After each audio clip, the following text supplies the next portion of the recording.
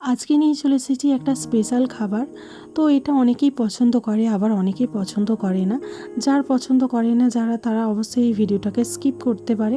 আর যারা এটা খেতে পছন্দ করে তারা অবশ্যই ভিডিওটা পুরোটা শেষ পর্যন্ত দেখবেন।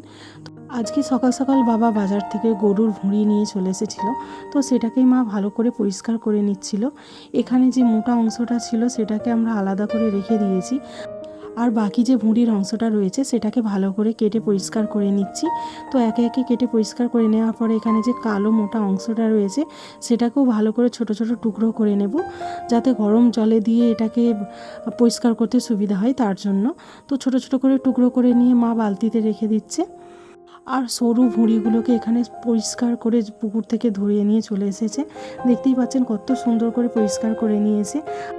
আর এটা খেতে যতটাই সুস্বাদু, এটা পরিষ্কার করা ততটাই ঝামেলার ব্যাপার, যার জন্য আমরা বেশিরভাগ নিতে চাই না। তো কখনো কখনো খেতে ইচ্ছা করে তখন আমরা নিই। তারপর মোটা অংশটাকে ভালো করে বেছে নিয়ে সেটাকে নুন হলুদ দিয়ে আমরা সিদ্ধ করতে হাঁড়িতে বসিয়ে দিয়েছি।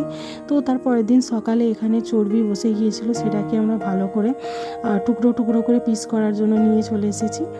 অনেকেই বলেছি এটা কে খায়, কিন্তু কেউ একবারও জানে না যে এটা অনেকেরই পছন্দের খাবার হতে পারে। হয়তো কাউকে এটা খেতে ভালো নাও লাগতে পারে, কিন্তু তার জন্য কি অন্য মানুষরা খাওয়া ছেড়ে দেবে? সেটা তো অবশ্যই না। খাবার কারোর কাছে শুধু খাবার না, কারোর কাছে স্মৃতি, কারোর কাছে অভ্যাস বা ভালোবাসা। তোমাদের যেটা ভালো লাগে তোমরা সেটা খাও, আর যার যেটা ভালো লাগে না সে সেটা খাবে না। কারণ দিনের শেষে পেট ভরাটাই আসল।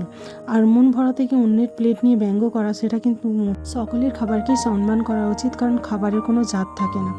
তো এইভাবে কথা বলতে বলতেই পুরো কাটাকুটির প্রসেসটা আমি কমপ্লিট করে নিয়েছি। এভাবে দেখতে পাচ্ছেন খুব পরিষ্কার করে আমি কাটাকুটি পর্বটা করে নিয়েছি। এখানে অপ্রয়োজনীয় যে ময়লাগুলো ছিল সেগুলো ভালো করে পরিষ্কার করে ফেলে দিয়েছি।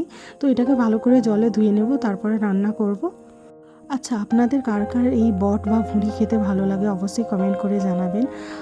আমি জানি অনেকেই আছে যারা এটা খেতে পছন্দ করে, আর অনেকেই আছে যারা খেতে পছন্দ করে না।